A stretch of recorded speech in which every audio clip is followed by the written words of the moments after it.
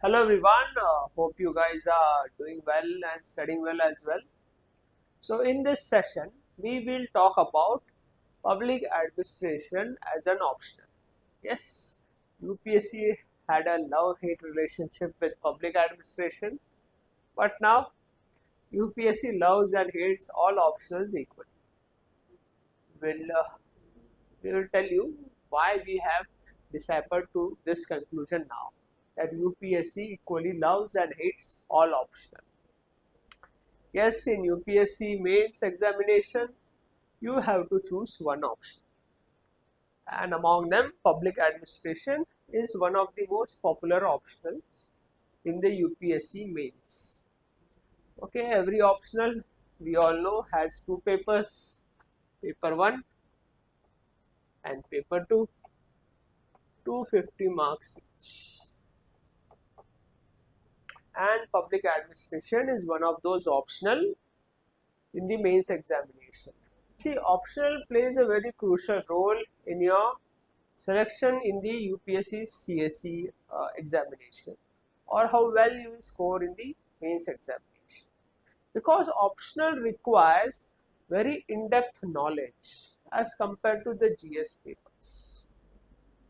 And optional, yes, it acts as a differentiating factor in your main score, but nowadays UPSC has done a very good thing, that it has scaled all the optionals at the same level. Why we are saying this? You take up the marks of this year's people who have qualified the examination, that is the CSE 2020. See their optional marks. More or less, everyone has the same marks in optional, 260 to 280, or some very few has a deviation that will be having marks around 290 or 300. Very few, rare now. Before, this was not the case. There was lot of deviation and some optional became very popular. And public administration was also one of the most popular optional, and it had an unfair advantage also at some point of time in the history of UPS. Anyways, we'll discuss all things when we talk about the trends of the paper in public administration. So, we will structure this session in such a way that first we will talk about the syllabus of public administration.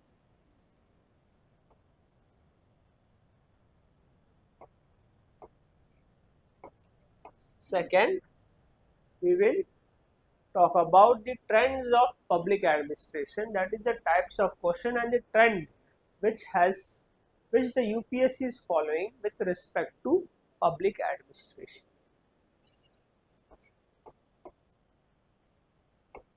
Trends in public administration.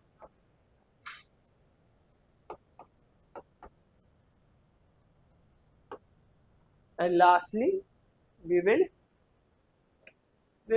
look into the strategies as to how you can attempt the mains examination, that is how you can choose the question, that is what can be your approach for attempting public administration in the mains examination. So, approach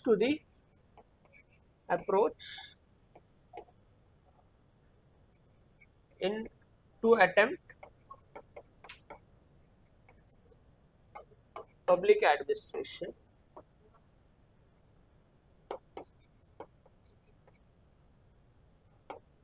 in the mains examination. That rather, what should be your strategy? Which questions to write first, which questions to not to write first. We'll discuss the strategy as well. So basically, we will structure this session in such a way that first we'll discuss the syllabus. And why we are discussing syllabus? See, the syllabus given by UPSC for public administration, that is the way they have clubbed the chapters. I will say it is not necessary in a homogeneous manner. That is, we'll divide the entire syllabus into some blocks, and these blocks you should be studying in entirety.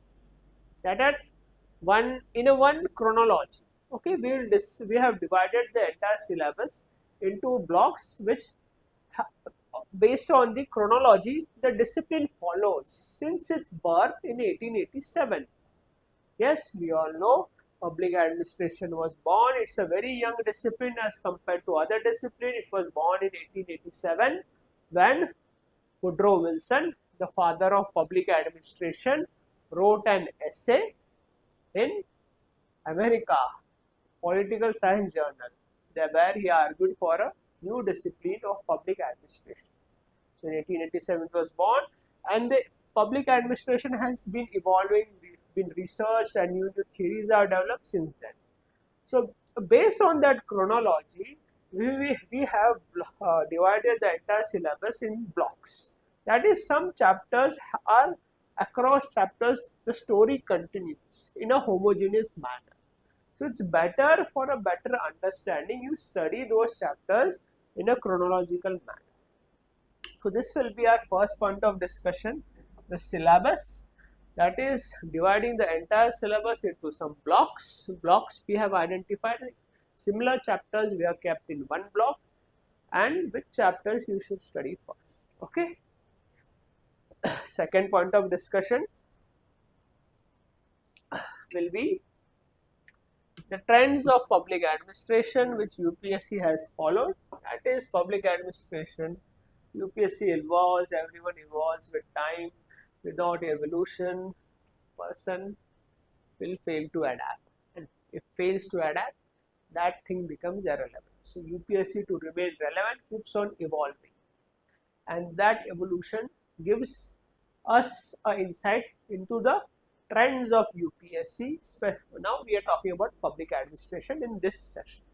Okay, so we'll talk about the trends, and lastly we'll talk about what should be your strategy to attempt the mains examination paper when you get the paper in the hand on your mains examination day. That is the last paper, right? The last paper of your mains examination. Last papers, that is one in a day. You have two papers, paper 1 and paper 2. Okay, this is a brief overview of what we will be discussing in this session. Okay.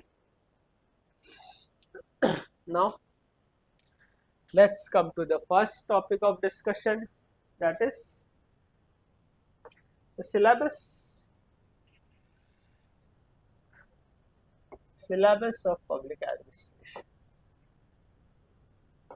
Yes, we all know there are two papers, paper 1 and paper 2, each of 250 marks and 250 marks.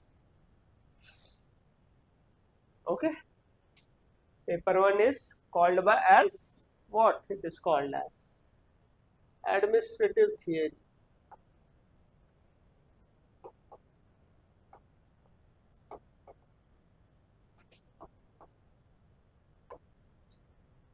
And paper 2 is called as, yes, UPSC calls paper 1 as administrative theory. Paper 2 is called as Indian administration.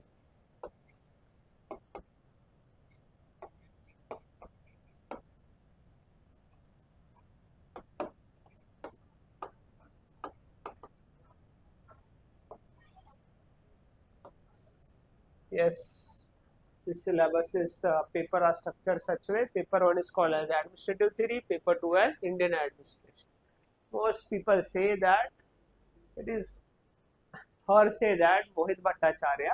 Yes, that book, you know, mostly it is not advisable for you guys to read that book. Mohit Bhattacharya designed the syllabus of public administration for UPSC CSE. Okay. Yes, this is the syllabus. Now, paper 1 has how many chapters? It has 12 chapters. And paper 2 has how many chapters? 14 chapters.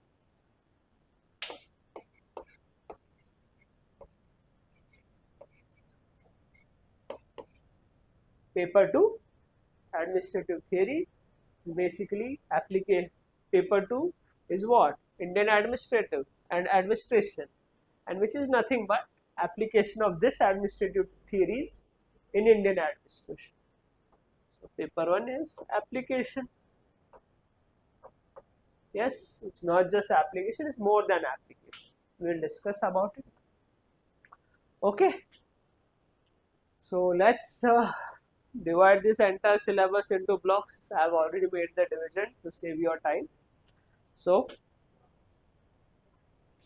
this is paper 1. The entire 12 chapters plus 2 chapters of paper 2 have been divided into the blocks. See why we are dividing this into blocks.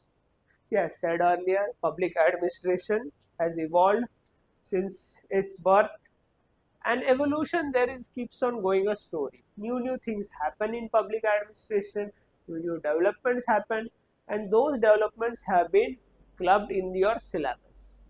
But syllabus doesn't mention in a proper chronology, that is chronology of the chapters. So we have divided the entire syllabus in these blocks. It is advisable you read public administration following this chronology. It is advisable. The rest your wish. Every person is different, every person has different strategy. Okay, but it is strongly advisable. So here block 1 forms the most important block of your journey in CSE mains with respect to public administration. Very important block. See, initially I will give you a brief overview of all these blocks, then we will discuss a bit in detail about each of the blocks. See, public administration block 1 is the most important, which forms the foundation of public administration. There are 4 chapters.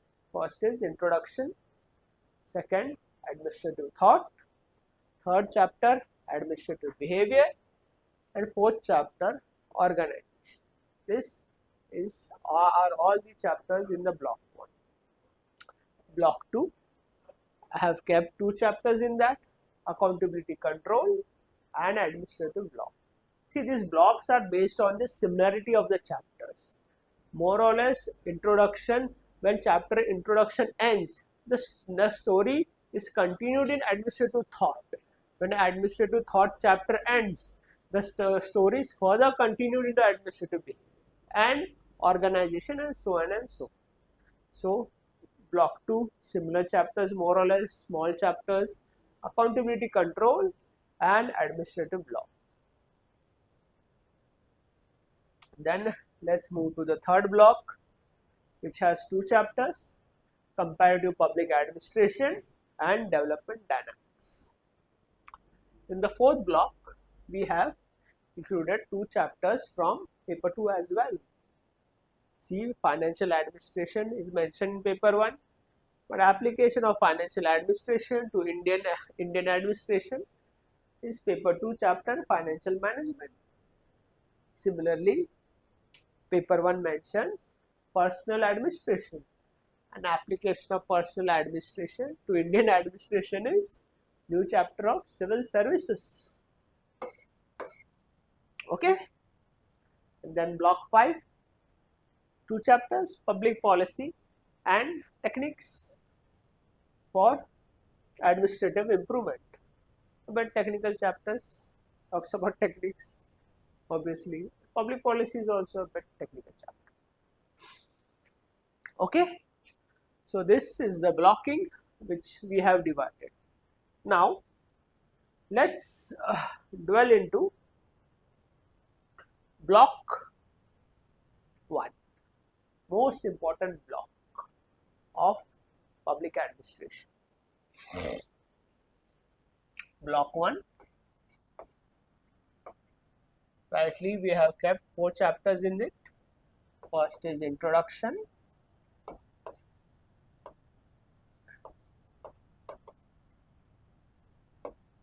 administrative thought,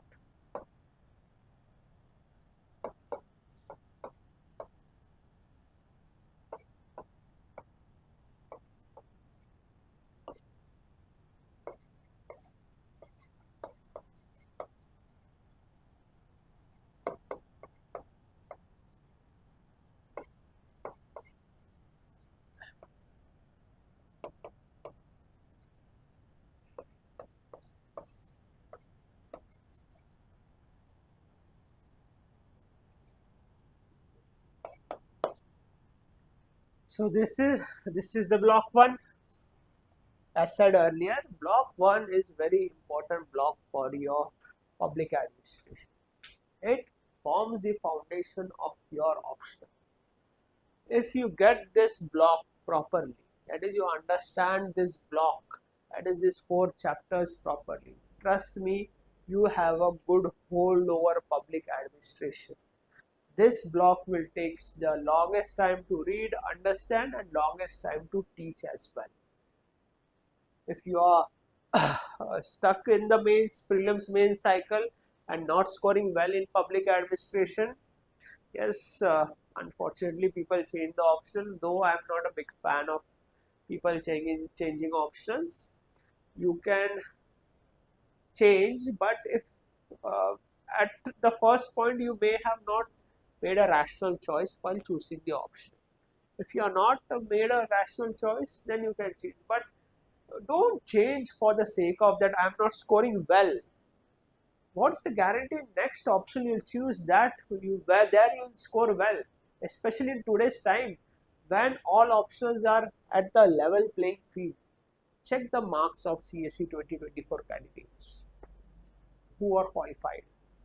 Anyways, most important block, most most conceptual, most important, most time consuming, more time focus should be here. This is what you get. If you get this block, you get public administration, and rest chapters are basically application of this 4 chapters only. And paper 1 is application of paper 2. So basically, yes, the triangle, this is the triangle, foundation of public administration.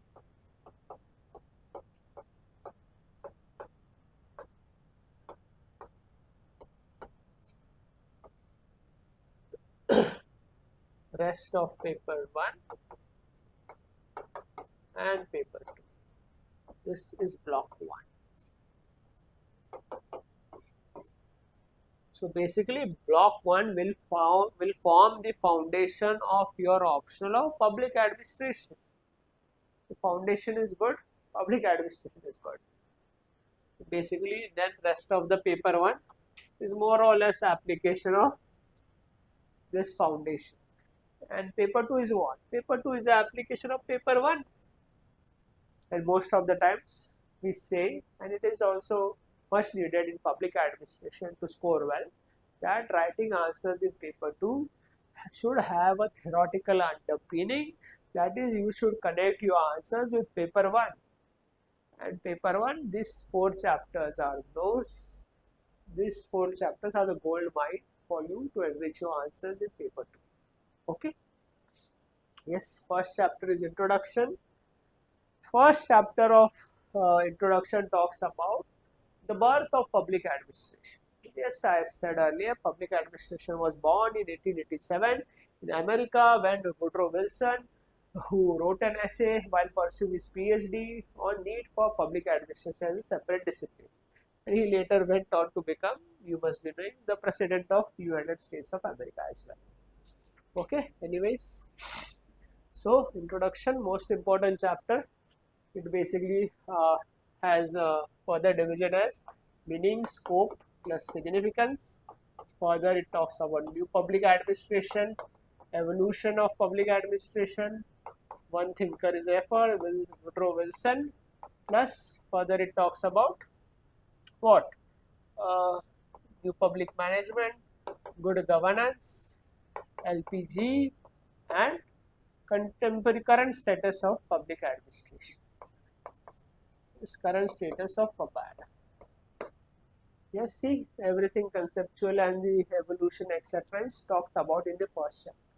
So, current status of public administration, it talks, see, as said earlier, it is a new discipline. So, a lot of research is still going in public administration. So, that it talks about the current status of public administration. This is also mentioned in your syllabus. So here we can say the new models, new public service, new public governance, network governance, and etc. This is what the new models which have been coming. So this is chapter number 1. Yes, the story of the birth and the evolution of public administration. Now chapter number 2, administrative thought.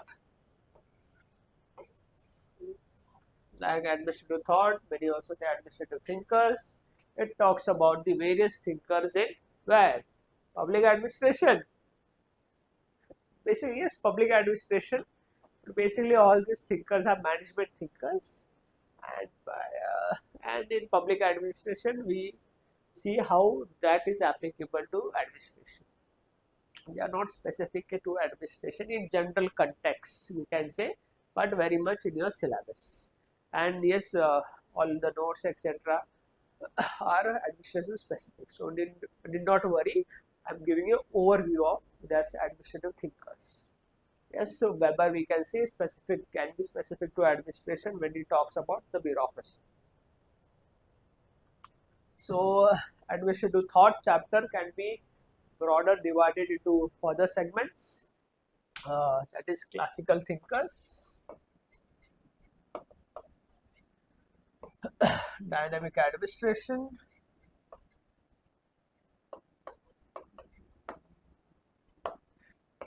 human relation theory, behavioral theory,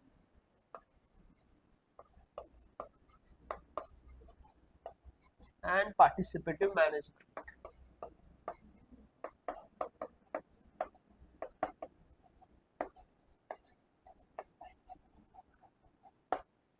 So this is the broad heading of administrative thought chapter. It has classical thinkers, like classical thinkers who? Like Taylor, then Fayol, Gullik plus Urvik. Then we can also put Weber here, Weber's theory of authority, bureaucracy, etc. This is classical thinkers. Then we come to dynamic administration by who? Mary Parker Fuller. A woman very ahead of her times, a bridge between classical and behavioral thinkers.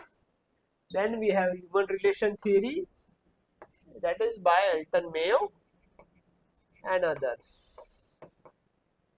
Monet and Relay, etc. You can also take in the classical theories. Then we have human relation theory by Mayo and others. Behavioral thinkers are who? Behavioral thinkers, Bernard and Simon.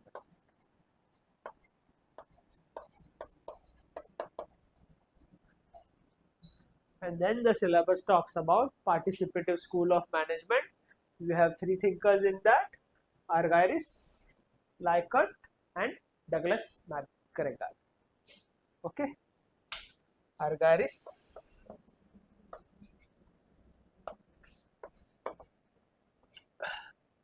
Likert, and MacGregor.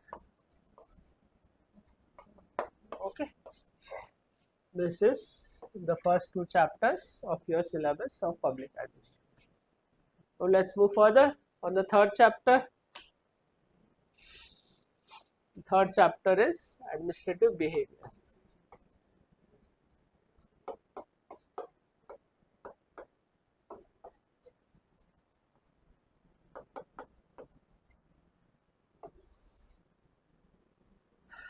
Administrative behavior. Yes, it talks about the behavioral aspect. Behavior means what? You get motivated, you have maintained morale, you get demotivated if unfortunately the result is not as per your expectations. So it has further subtopics which talks about motivation, theories of leadership,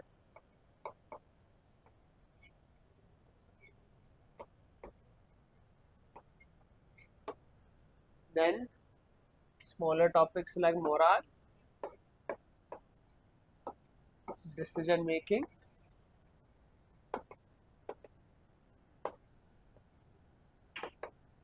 and communication.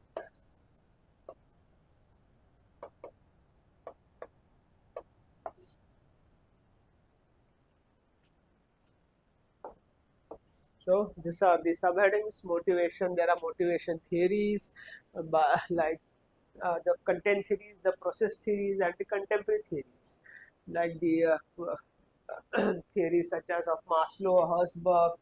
Then other theories are there which is included in the motivation subheading. Then there are theories of leadership, like the trait theory, behavioral theory, contemporary theories, transformational theory of leadership, transactional theory of leadership. All these theories of Big Five theory of leadership. That is a reincarnation of the trait theory of leadership. Then there are small topics called as morale. There are no theories of morale as of now. No yet to have a theory on morale. Okay, then there is small topics of decision making and communication. See, these topics are small, but nowadays have become equally important. Direct questions are coming on these topics nowadays in UPSC. Communication, morale, decision making, other models of decision making are yet to come. So may it come. Delphi technique, etc., brainstorming, etc. People only study Simon in decision making, but there are other models also which you should know. UPSC in the past has asked, so it can ask again. Okay. This is administrative behavior chapter. The next chapter is, what is the next chapter? Yes, organization chapter. Number 4, organization.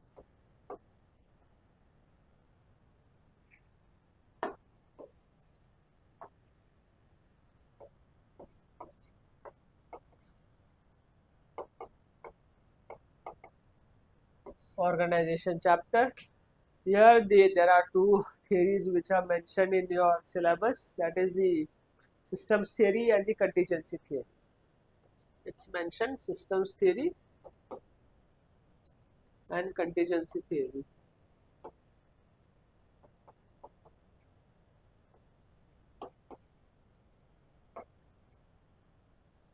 Systems theory and contingency theory.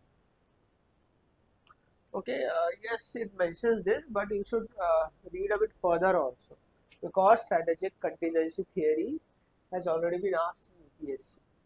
So, so that is the third part will be strategic contingency. The fourth part will be resource dependency theory and social capital theory, which are yet to ask in UPSC. So that chronology is good. It goes forward.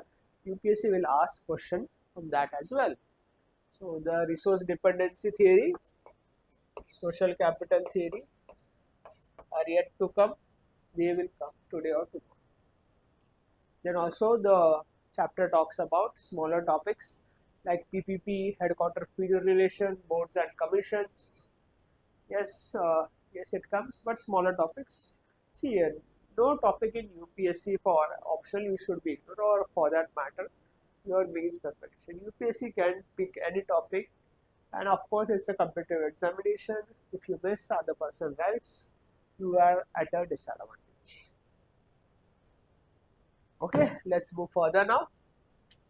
Let's move to the next block, that is block 2.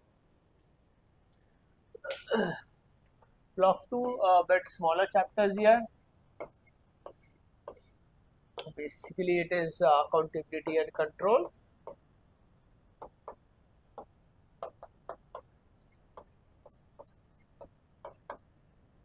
And administrative law.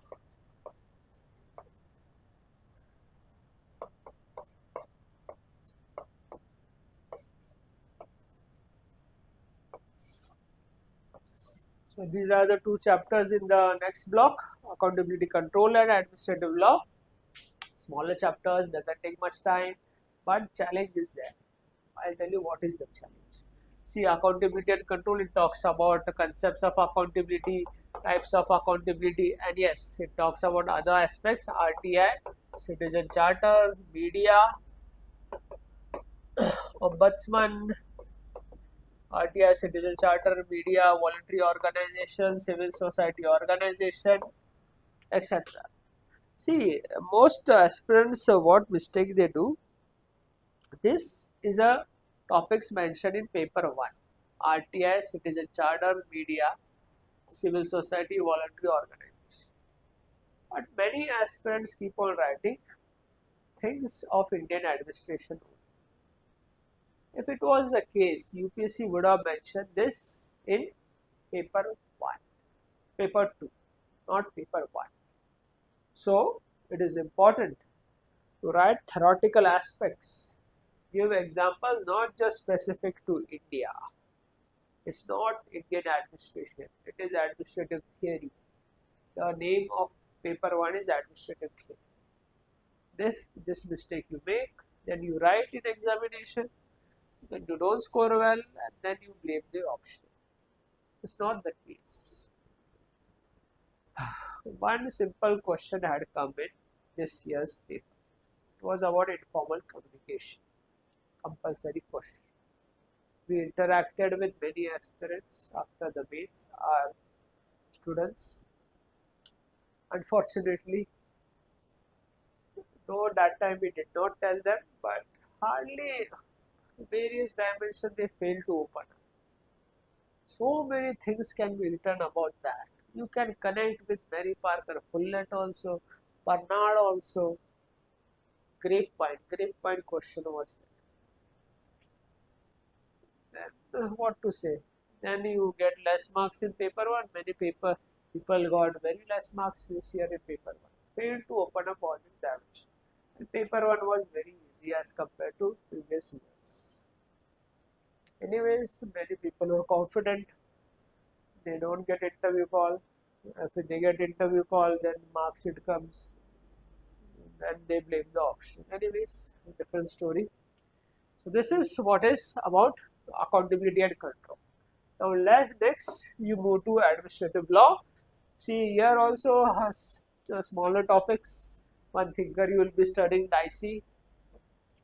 Dicey talks about adroit administrative and administrative law, techniques, meaning, scope, significance of administrative law, and of course most administrative tribunal, and UPSC most favorite topic in this, delegated legislation.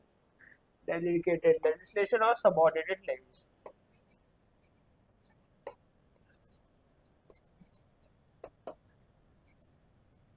Delegated legislation is the favorite topic of UPSC. Open past year papers every other year.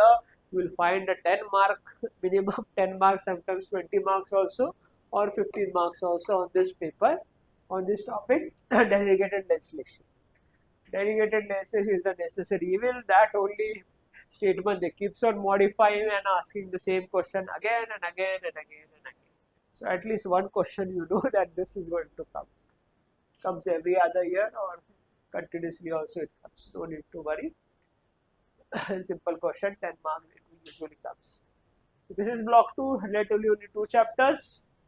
See, blocking I told you before, it is for the continuation of the story and homogeneously. This you should study this way. First block 1, very important that you study the most, you take the most. Block 2, relatively smaller chapters, won't take much time to study. Okay, now let's come to this block 3.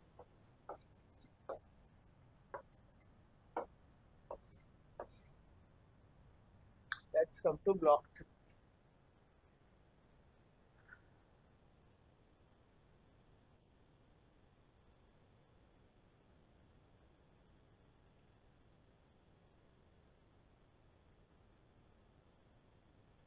Let's come to block 3. Yes, 2 chapters only. CPA and DA, comparative public administration,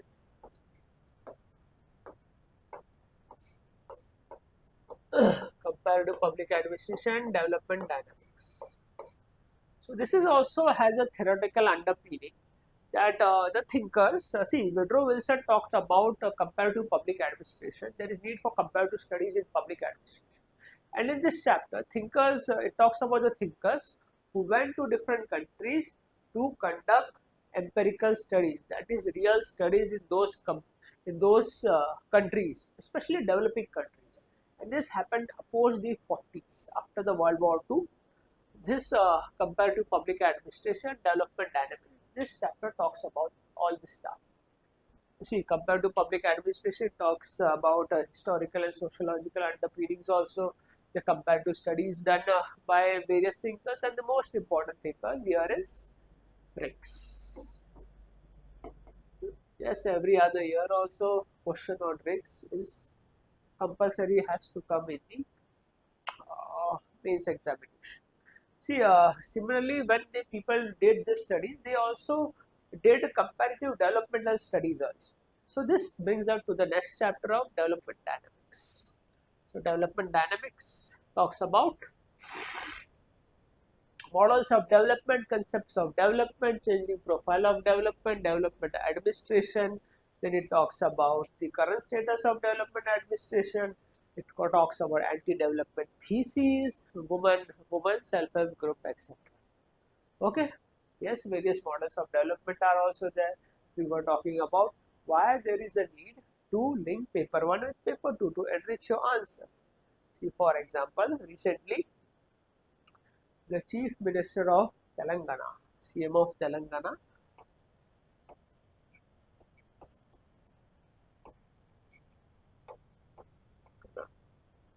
Revant Reddy, talked about what? Talked about the Telangana model of development. This model of development you can use to enrich your answers. The Telangana model of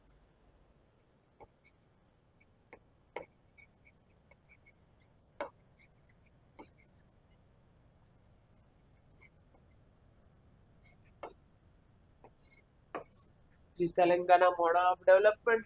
Now there was Kerala model of development, Gujarat model of development. Now there is this Telangana model of development. Okay. Now what is this Telangana model of development? He says my model of development, like every CM says, is better than other models of development because it incorporates what? It incorporates what it incorporates?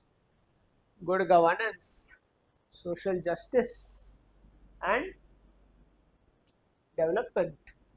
It incorporates good governance,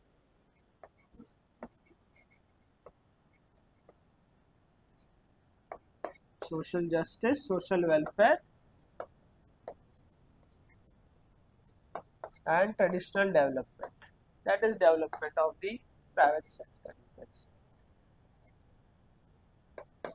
It incorporates good governance. Governance, he says, governance, social welfare, and development of the private sector, more or less. Is this model new? Telangana model of development was already, this type of development model was already given by the international agencies, United Nations. See, Telangana model of development.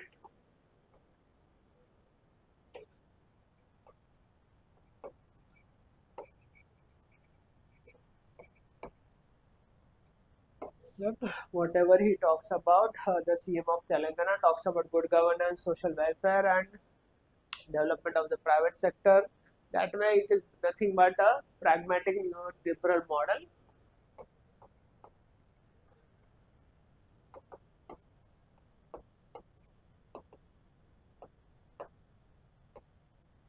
Given by United Nations, and even World Bank also talks about it. Was given in the 60s and 70s, 70s or 80s, around that time.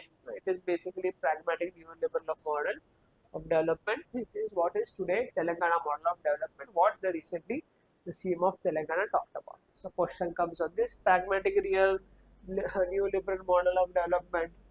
Then you can give example of this, that is relating with Indian administration. Then answer becomes enriched.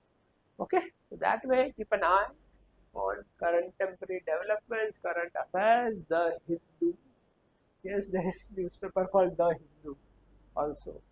Still, I will suggest you read The Hindu, best source for current affairs. Especially, see, you may be reading those current affair notes. Yes, you should be, but those notes are good for revision and mugging up things. The Hindu will give you a story, and it's easier to remember things when it's told in a story format.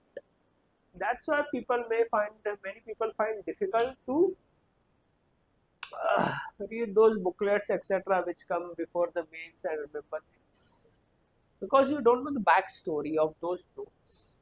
Backstory is written in the Hindu newspaper or whatever you feel, but I will strongly recommend read the Hindu. And one paper is enough. Read only any one. Rest things other people are doing, giving you in the notes format. Why to waste time? Okay.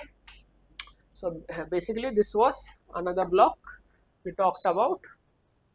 Block 3. Now let's come to block 4.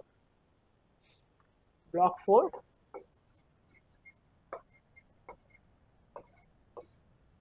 Block 4, yes, it includes financial administration plus financial management and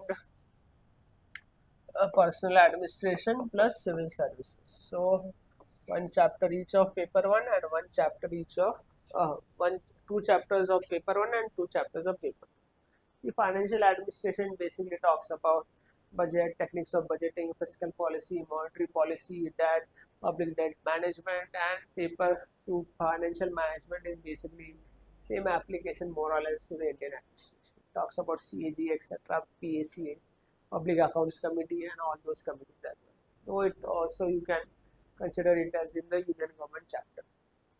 Next is personal administration. So it talks about recruitment, training, civil services activism, civil services neutrality, and civil services chapter is basically this application to paper 2. So study these chapters in a block. So there is a continuation of the story. If you uh, if you read in the silos, then again what was the concept behind it. So it's better to read in a continuous manner. Okay, so let's move to the the last block, the last block of the paper 1, that is block 5, right? So we have kept two chapters here, public policy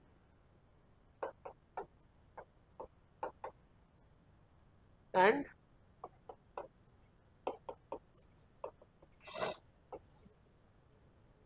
techniques for administrative improvement.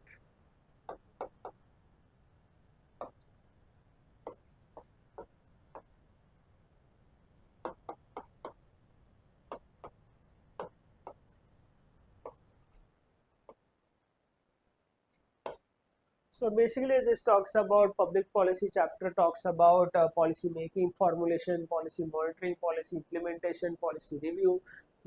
From these aspects nowadays a lot of questions are coming, and also it talks about some theoretical aspects which are largely divided into two: incremental paradigm and rational paradigm. And here there are some thinkers like Drawer, Laswell, etc., that are implicitly not mentioned in your syllabus explicitly. Okay, but you should study it. It has come in the past and it will come. Draw, Lindblom, Etzioni, etc. Then now there is a techniques chapter for administrative improvement. What are the techniques? E-governance, network analysis, PERT, CPM, MIS, work study, method study. And also don't miss out on the new techniques which are coming. That is the techniques of artificial intelligence, Industrial Revolution 4.0, which includes artificial intelligence and those all new technologies, blockchain, etc. Okay, you try to that reading this on your topical issues and contemporary issues, try to link with the Indian administration or how it will help in improving administration, how it can help in increasing efficiency in administration. That was the main goal what Woodrow Wilson said, improving efficiency in the administration. That's what government of India is also trying to achieve, or rather all the governments around the world. Okay, so this was basically paper 1. Very important is the block 1. You get the block 1, you get public administration in entirety, not in entirety, but you get public administration. Rest chapters is just basically application of it, and paper 2 is the application of paper 1. Okay, now let's move on to paper 2. There too we have divided the entire syllabus into various blocks. 14 chapters are there, but we will talk about 12 chapters because 2 chapters we have already included in the block 4 when we were talking about paper 1. Okay, so let's come to paper 2. I have made it beforehand, or where it is? Yes, I have made it beforehand to save time. Yes, block 1, block 2, block 3, block 4 and block 5. See, block 1 we have kept 3 chapters, that is evolution of Indian administration, the philosophical and constitutional framework and of government and public sector undertakings. This is basically some historical aspects of evolution of Indian administration, one can say, or the historical things it talks about how the Indian administration works. Like I said earlier, brief overview first, then discuss a bit in detail each block. Now, block 2 we have kept 3 chapters, that is plans and priorities, union government and administration, state government and administration. Block 3 we have, now this is union and state government, so block 3 will be naturally local government, so that is rural development and urban local bodies or urban local government. Then come to block 4. Now to manage this there should be some administration as well, so block 4 is district administrators, since independence and law and order. So two most important positions in all over India, one collector and one SP. At least 2 people are there, so government can be rest assured some efficiency will be there in administration and things will be run according to the Indian constitution. Now block 5, here 2 chapters again, significant issues of Indian administration and administrative reform since independence.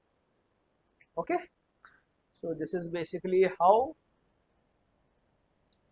we have divided the entire syllabus of public administration paper 2 in these blocks, keeping in mind the homogeneity and the continuation of story. As said earlier, it's advisable to read in this fashion. Okay, so let's dwell into each of this block, each of these chapters.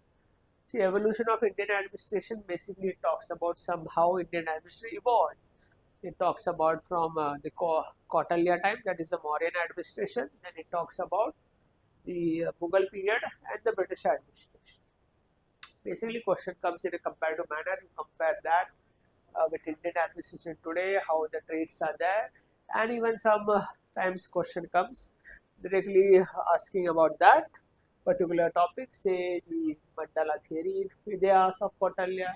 But you should not only write paper 2 only, that whatever things are asked. The key to score well in paper 2 is you have to keep in mind 3 aspects. First, write whatever things have been asked, that is right according to the paper 2.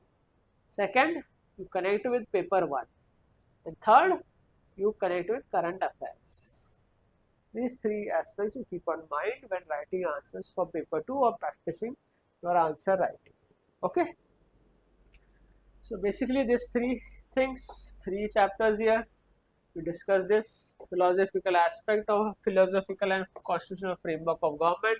It basically talks about value premises, what should be the guiding light in a way for administrators to follow. Then it talks about constitutionalism, political culture, and these all things it talks about. Smaller chapter relatively. Then comes the chapter of public sector undertakings. Yes, no public sector, new PSU has been created in India since a while now. Anyways, maybe moving towards a capitalist model of governance. Anyways, PSU talks about various forms of PSU, types of PSUs, then autonomy and how to balance autonomy and accountability of PSUs, and keep an eye on all the news which comes in the PSUs in current affairs. Lot of things keep on coming, lot of data keeps on coming. Try to put data in this chapter specifically in the related to PSUs, how they are performing now, how they were performing before, etc. Okay. This is block 1, basically some historical aspects of Indian administration it talks about. Now let's move on to block 2 of public administration. Here we have kept 3 chapters: plans and priorities, union government and administration, state government and administration. Plans and priorities basically talks about planning. Yes, India is a resource crunch nation. For that matter, any nation needs planning. The planning was before done by Planning Commission. The syllabus mentions Planning Commission. We all know it was disbanded in 2015 and it was replaced by Niti Aayog. And there also mentions National Development Council. But even if these are disbanded, you should know about it. Many times comparative question can come. Planning Commission and Niti Aayog. Is Niti Aayog another Planning Commission? Question can come. So it's better to remain prepared for that.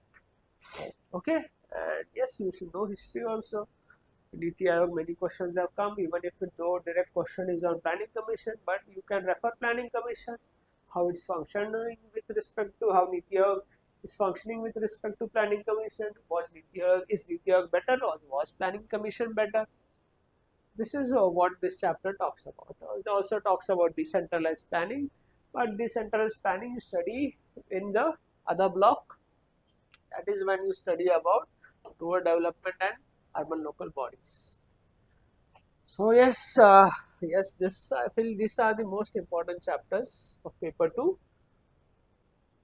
That is union government and administration and state government and administration. Union government, you must be studied in your polity, Lakshmikant, everything. That is more or less the entire Lakshmikant is this chapter. What do you say? President, Prime Minister, then Parliament, the various committees. But public administration is not GS. Neither public administration is GS2. Neither public administration is prelims, neither public administration is GS2. Public administration is public administration. It says union government and administration. That is, administration means cabinet secretary, chief central secretariat, PMO, etc. Yes, I was saying public administration is not GS. If you write Lakshmikant only, yes, some reference, some fundamental aspects need to be written. And if you write Lakshmikant and write polity only, marks won't come. Because public administration needs to be written in a theoretical aspects as well. You need to connect with paper 2, you need to connect with contemporary issues. Paper need to connect paper 2 with paper 1, need to connect with contemporary issues. Then answer will become holistic. Next, state government and administration. Yes, similarly, whatever things are there in union government, they are at state government. That is, there is a chief minister, there is governor. Yes, important hot topic every year. Governor, 2 governors are not in news a lot. The Tamil Nadu governor and Kerala governor now. Question is likely to come, especially on Tamil Nadu governor. Especially that case happened in Supreme Court, where Supreme Court talked about non-constitutional ways of reserving a bill. In GS2 or public administration, this is bound to come. May not come directly, but implicitly they'll ask. Okay. So this is what is state government and administration. State administration, state secretary, chief secretary, comparison of chief secretary with cabinet secretary. Yes, once traditional questions bound to come every other year. Now, when we discuss block 2, now same application to local level. So 2 chapters, rural development and urban local bodies or urban local government. Rural development specifically talks about development of rural areas and of course 73rd Amendment. Yes, these are also very important chapters. 73rd Amendment, you will find questions every year. Question seems easy, but public administration needs to be written properly. Many people end up, like said earlier, Lakshmikant, and you will get marks like GSM. Okay. Next is urban local government. Here too, 74th Amendment, and also certain topics like city politics, city management are mentioned. Nowadays, UPSC is asking a lot of things on city management and city politics. They also know material is not that available. Okay, so next block is block 4. We have 2 chapters to manage local level. There are also 2 officials, that is district administration and SP. So SP chapter is under law and order. District administration, since independence basically more or less revolves around the working of collector and district administration and its relationship with the local government. Law and order talks about British legacy, law and order. Then it talks about various security agencies, the central central paramilitary forces, not aspect criminalization of politics, etc. Police reforms, police public relations, that things it talks about.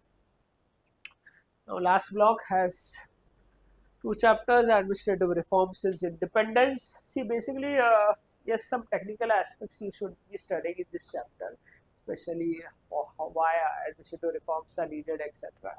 Like what's written in Mohit Bhattacharya, administrative reforms is a resultant of freezing, defreezing, and refreezing strategy. I won't advise you guys to read Mohit Bhattacharya, very complex books, very difficult to read. If you want, you can read. It's not that you should read, then only you will clear this examination. Clear this examination for public administration, he is in understanding the various concepts and developing answer writing skill. No need not doing a PhD. Okay. Yes, significant issues of Indian administration. It includes whatever the significant issues are, like criminalization of politics, coalition, syllabus mentioned coalition, government, NHRC, regulatory bodies. Then it also talks about disaster management and other whatever in news is there in, that you can see that can be an important. So now, especially now regulatory bodies. Nowadays, after the Air India crash, the role of DGCA is under scrutiny. So that question can come. TRA has already come in the mains examination. The DGCA is bound to come or may come next year. Nowadays, UPSC has a habit of asking questions, contemporary question from a lag. They know everyone this year will study DGCA. Next year they will ask, that is in 26. They know that people may not have studied, but people who had good understanding would remember things and right. Those people have mugged up, may not recall DGCA in 2026 if it's asked at all. So basically, this is how we divide the paper to, all these blocks. Yes, follow this chronology. It will be helpful for you and helpful for understanding and your journey in public administration. Okay, so now let's move on to the next segment of discussion, that is the trends in public administration.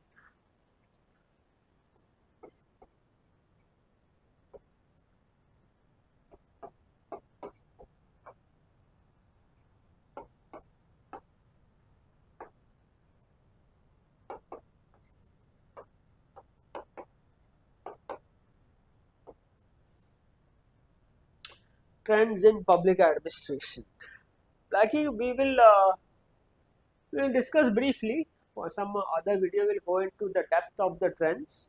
So see, okay, 2013, 2015.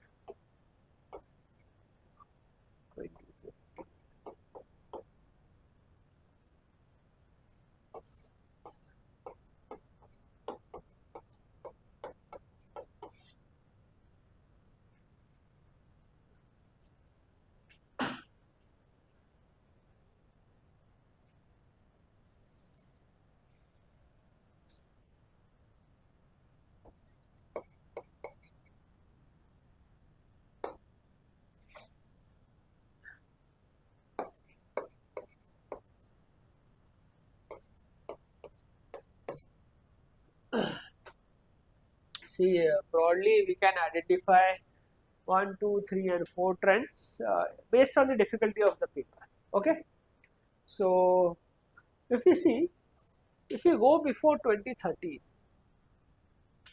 See, 2013 syllabus got changed of the mains exam pattern got changed. One optional, before there were two optionals.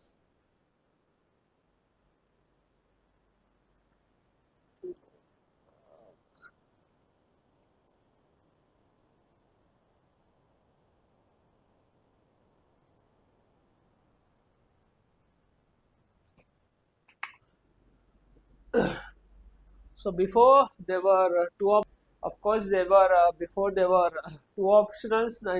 Before 2013 things got changed. See, before 2013, public administration has had a very huge advantage, and this was very favorite of UPSC, and lot of people took public administration, and people got very good marks also in public administration. That time the option was of 600 marks, some even got 400 marks in public administration, or near 400. Then UPSC also knows if people are getting so many marks, then we need to do something about it. So from 2014, 2013 to 2015, public administration had a very difficult time. Questions were indeed very difficult.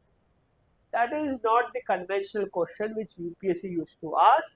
They moved around to that we discussed in paper 1, the introduction chapter, that is the current status of public administration. So that things, the new things which have been researched, based on that they started to ask.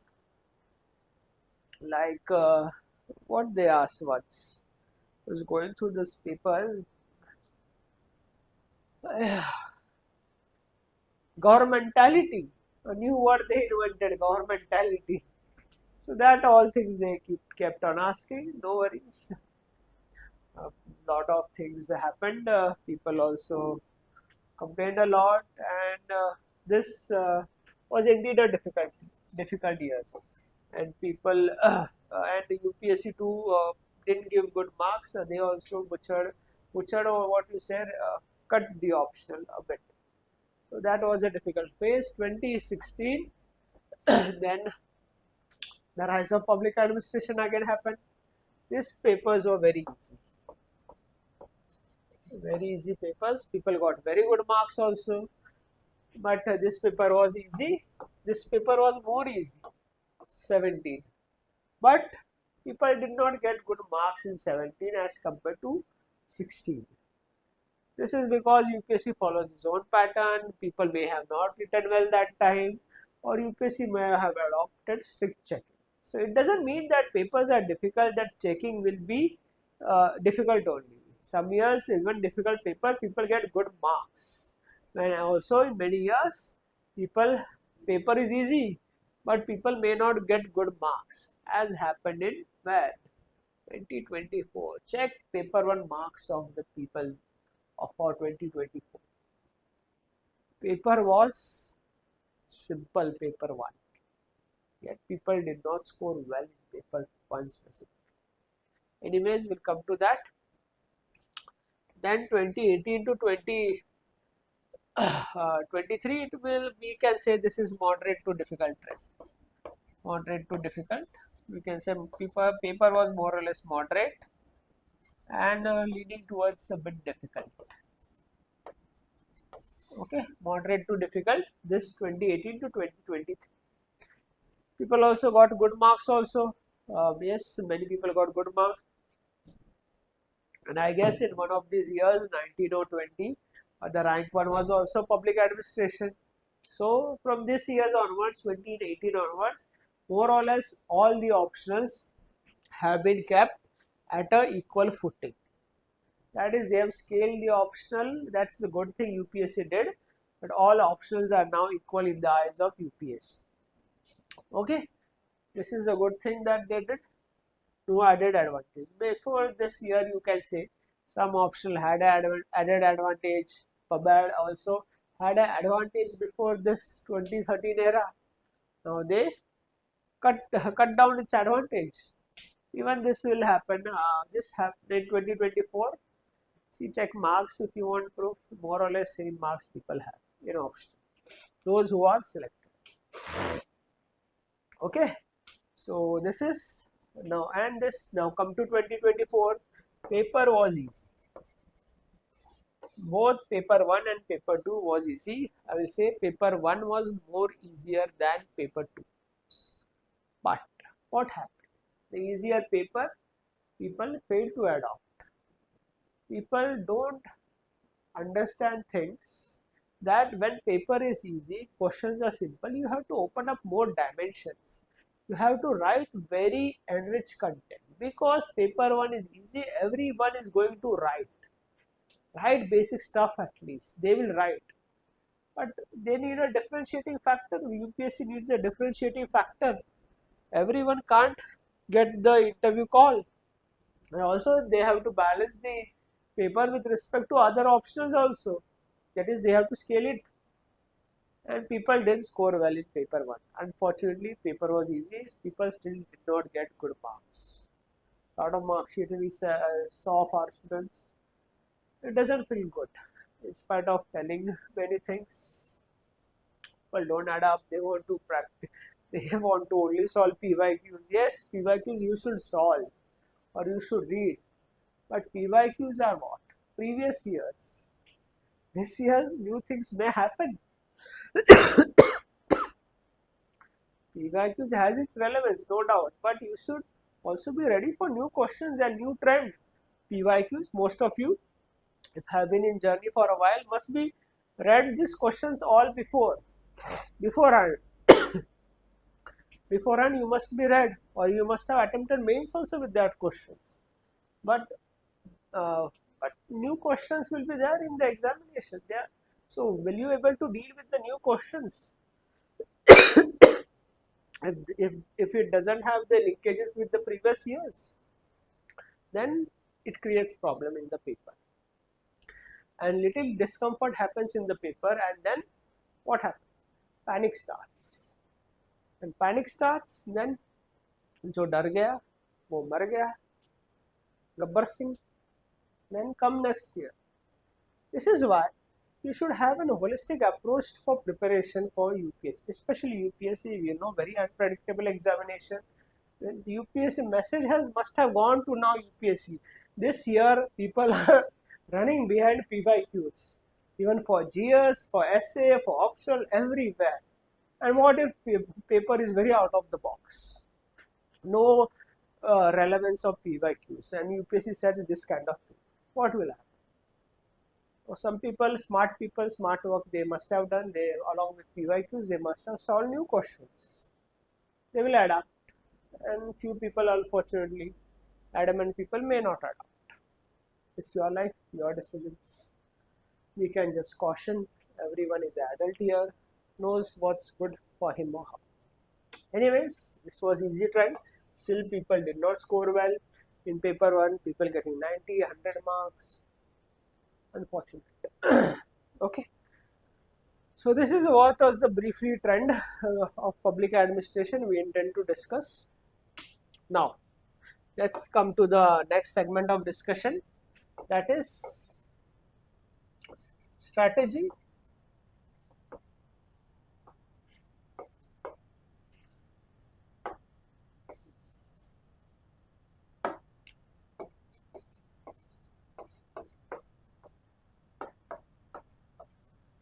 of approaching the paper.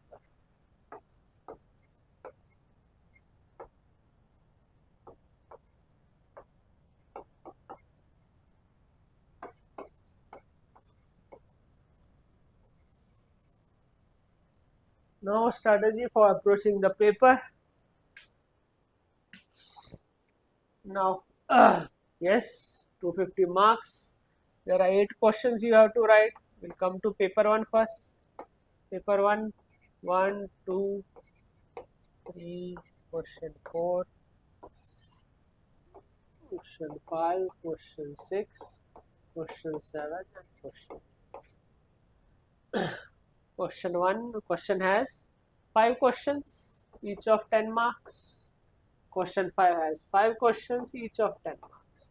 These are the compulsory questions, and these are the 2, 4, 3, 2, 3, 4, 6, 7, 8 are the optional questions. That is choice. They have give you a choice.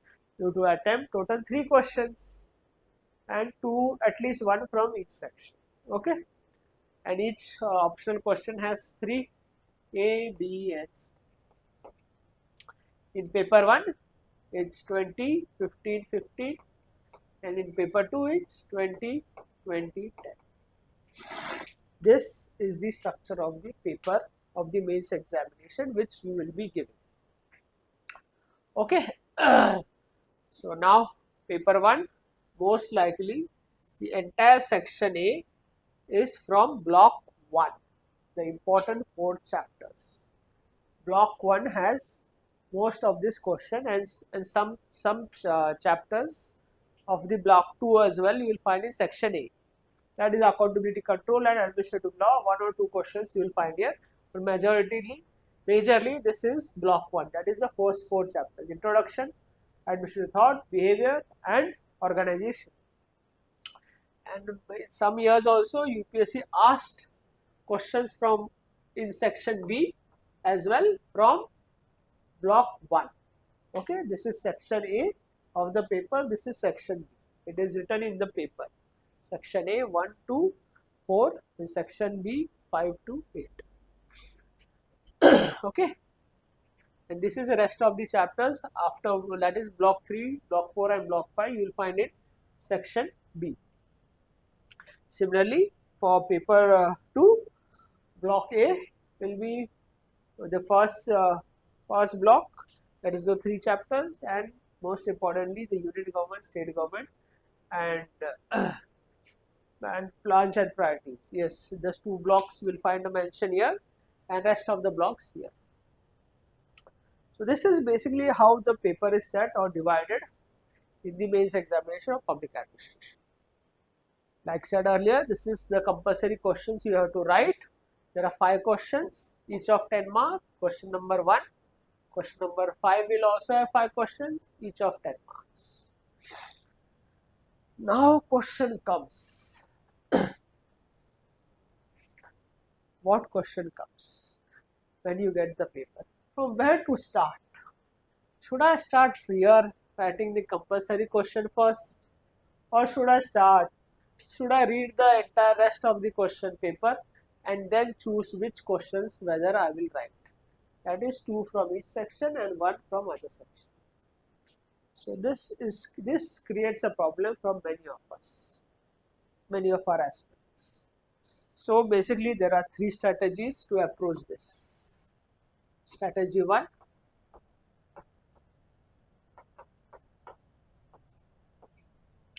see, strategy 1 is that you will get the question paper.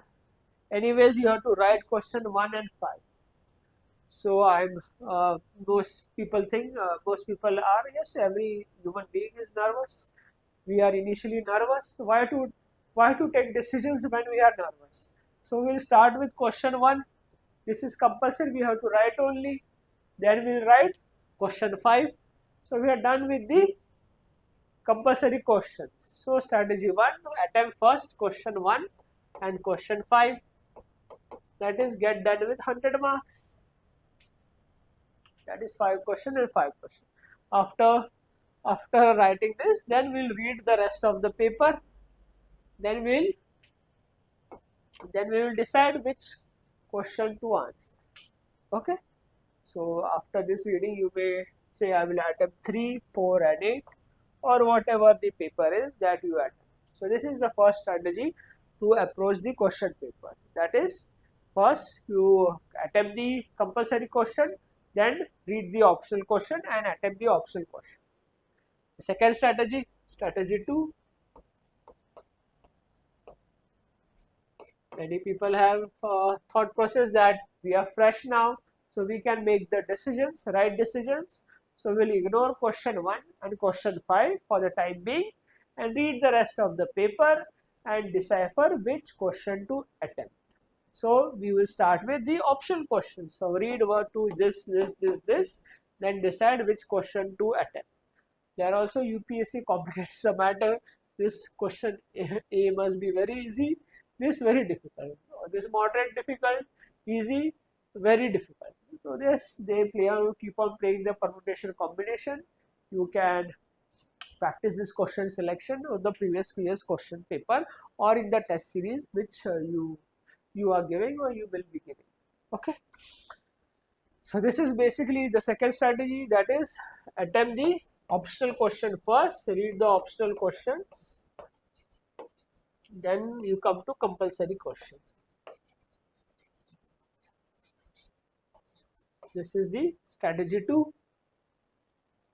Strategy 3 is a bit unconventional. Yes, some people follow and for some people it has worked also. It's a why to complicate matters first. Anyways, we have to write question 1, question 5, so ignore. Read question 2. First question, read question. If you know all the 3 questions, write question number 2. Then move on to question 3. If you know question 3, write question 3, otherwise move on. If you move on, then you come to, that is you don't write, then you come to question 4. Check A, B, C. If you know A, B, C, write, otherwise move on. So this way and that way.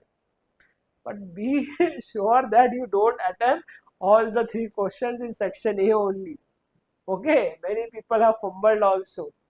So be mindful of that. Strategy 3, that I will start with whatever I know, ignoring this and this I will deal with the end. So bit unconventional strategy, we put it.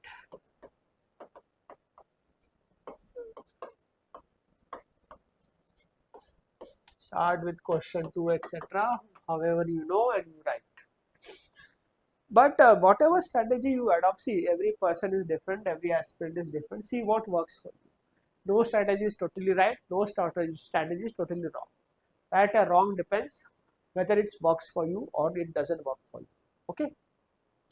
There is no, like said many times, there is no one strategy of clearing this examination, because this exam aspirants are very diverse. They come from very diverse background, diverse education. No one strategy will work for anyone. If one strategy of PYQs may have worked for one person, it may not work for you. Or it worked for Mr. X, it may not work for Miss Y. That way it is. It worked for some people because they have ignored PYQ throughout the journey. And they took PYQ and the culmination of the entire preparation happened and it worked for them. Now people started only going mad behind PYQs. Yes, PYQs are needed, but don't go crazy and ignore other stuff. Other stuff are also, new questions are also equally important, because the question paper will be new in 2025 or subsequent years. So be ready for everything. So assess that way. Okay. So yes, this should be ought to be a strategy, 3 different strategies. See what works for you, what not works for you.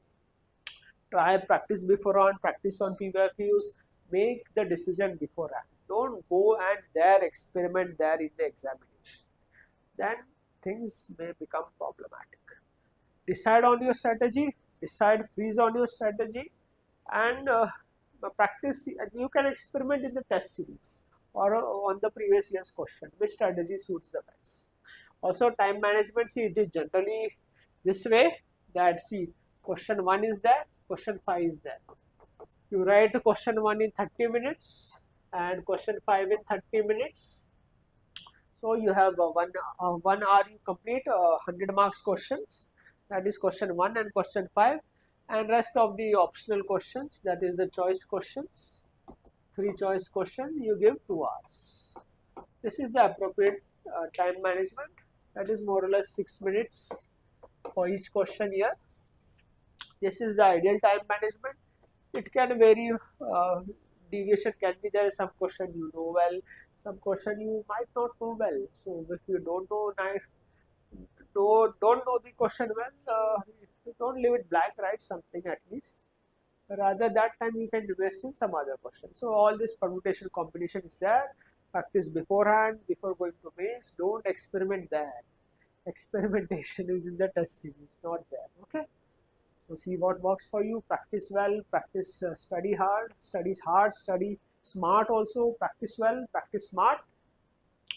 And hopefully this session on public administration was helpful for you. We'll bring in more videos, more sessions we'll have, and some PYQ discussion too will have. PYQs we'll discuss. and hope this session was helpful for you, and all the best, and like always, happy learning.